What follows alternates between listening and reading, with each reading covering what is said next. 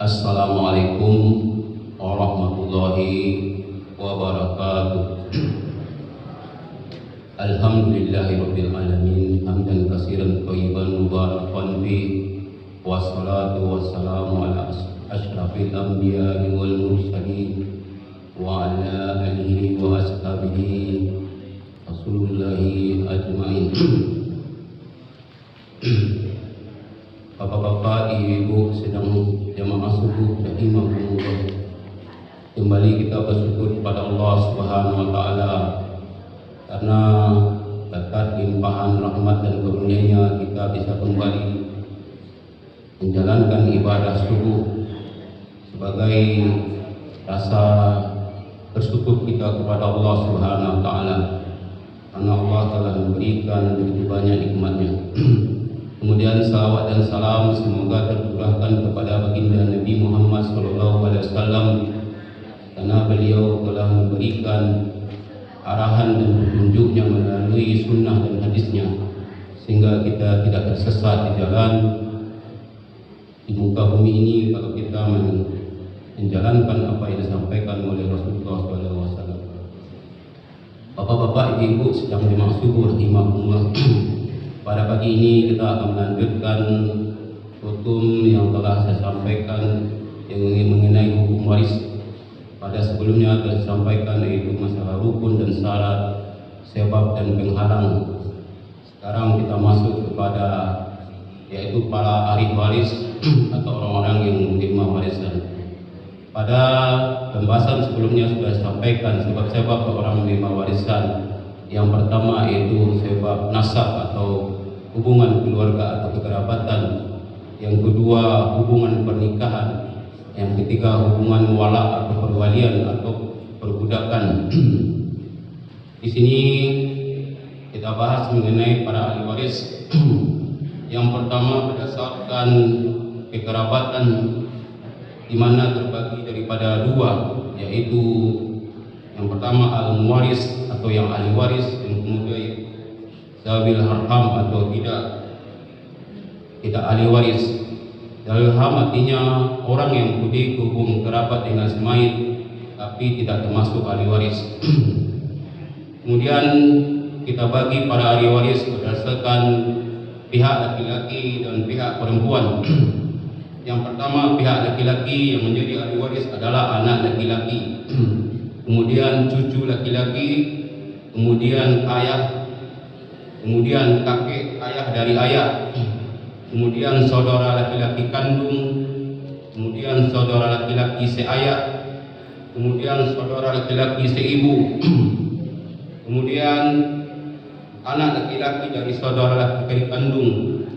Yang ke-9 anak laki-laki dari saudara laki seayah, kemudian paman sekandung dari ayah, artinya saudara ayah, kemudian paman sebapak dari ayah, artinya saudara seayah dengan dari bapak semayit. Kemudian yang ke-12 anak laki-laki dari paman kandung, artinya keponakan. Kemudian yang 13 anak laki-laki dari paman seayah. Yang ke-14 adalah suami. Kemudian al-muti atau pembebas budak dari pihak laki-laki. Itulah 15 dari pihak laki-laki yang mendapat warisan. Artinya tidak semua kerabat mayit akan menjadi ahli waris, hanya yang disampaikan oleh Al-Quran dan hadis Nabi sebanyak 15 orang dari pihak laki-laki.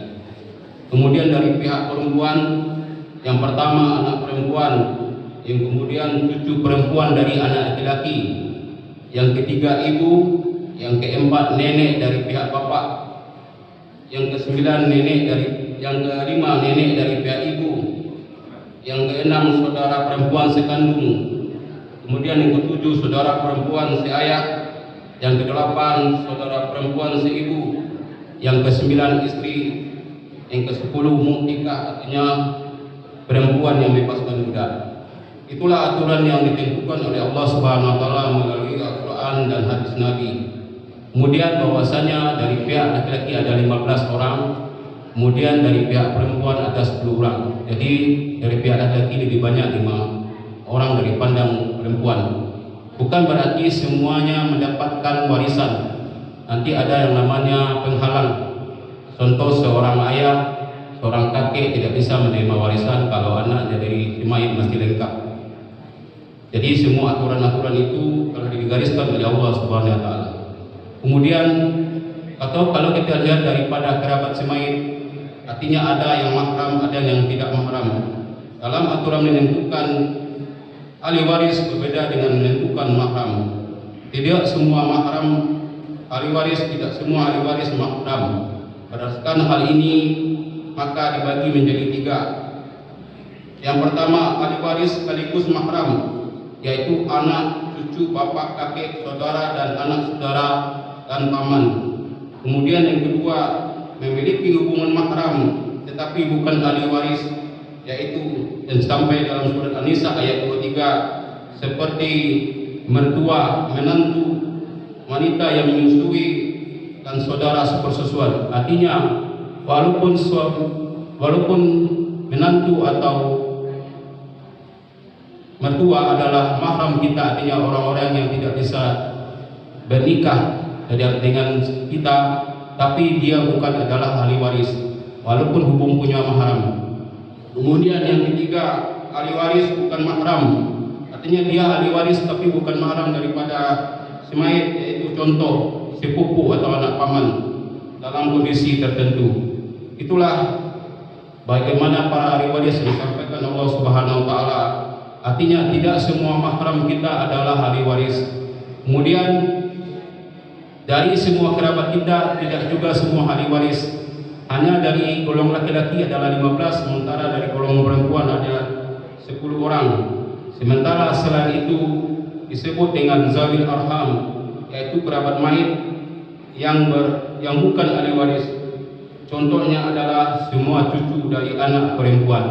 Ada sekitar 10. Jadi pagi ini saya cuma sampaikan salah satunya adalah semua cucu dari anak perempuan. Jadi bapak-bapak, ibu-ibu rahimahumullah, bahwasanya para ahli waris ini merupakan orang-orang yang disampaikan oleh Quran dan hadis, bahwasanya mereka yang berhak menerima ahli waris kalau seandainya mereka masih ada. Tetapi kalau mereka tidak ada atau telah meninggal dunia, dibandingkan semayit terlebih dahulu, seperti contoh minggu lalu ada seorang anak yang meninggal umur 10 tahun sementara orang tuanya masih hidup dan kemudian meninggal, maka si anak tidak akan mendapatkan waris. Dan semua para ahli waris, kalau ada semua, tidak semua akan mendapatkan ahli waris, karena ada penghalang-penghalang dari para ahli waris. Seperti yang saya sampaikan tadi, kalau semuanya anak mayit laki-laki masih lengkap, sementara kakek masih ada, maka si kakek tidak akan mendapatkan ahli warisan. Artinya tidak semua itu, kalau seandainya semua ada, akan menjadi penghalang-penghalang daripada semua yang ada di dalam para ahli waris. Artinya semua para waris kalau hidup tidak akan mendapatkan semua, hanya ada ketentuan-ketentuan dari Allah Subhanahu wa taala sebagaimana dalam surat An-Nisa 11 dan 12 dan surat An-Nisa ayat 178. Jadi jangan berharap kalau seandainya ada seorang yang mungkin keluarganya masih lengkap, contoh kakek tadi dia masih ada, meninggal anaknya, sementara anak dari semayit masih lengkap, maka si kakek tidak akan mendapat warisan, karena ada si anak dari, contohnya anak laki-laki, menghalangi si kakek menjadi mendapatkan warisan. Itulah para ahli waris yang disampaikan oleh Allah Subhanahu wa taala dan disampaikan oleh hadis Nabi sallallahu alaihi wasallam. Dengan demikian, bahwasanya aturan-aturan ini adalah aturan-aturan syariat yang kita tidak bisa melanggarnya dan kita tidak bisa membagi sesuai dengan keinginan kita, harus dengan sesuai dengan apa yang disampaikan oleh syariat Allah Subhanahu wa taala. Oleh karena itu, para ahli waris ini perlu kita ketahui, saya sudah membagikan fotokopinya, mungkin bapak-bapak ibu bisa melihat dan mempelajarinya siapa-siapa saja yang mendapatkan ahli waris daripada seorang mayit. Kalau seandainya mereka lengkap, tidak akan semua mendapatkan ahli waris karena ada penghalang. Karena itu, mungkin ini yang dapat saya sampaikan pagi ini. Memang masalah ahli waris ini agak sulit karena perhitungannya butuh perhitungan matematika. Mungkin ke depan saya akan sampaikan juga sedikit mengenai berapa jumlah daripada pembagian warisan sesuai disampaikan oleh surat An-Nisa 11, 12 dan 178.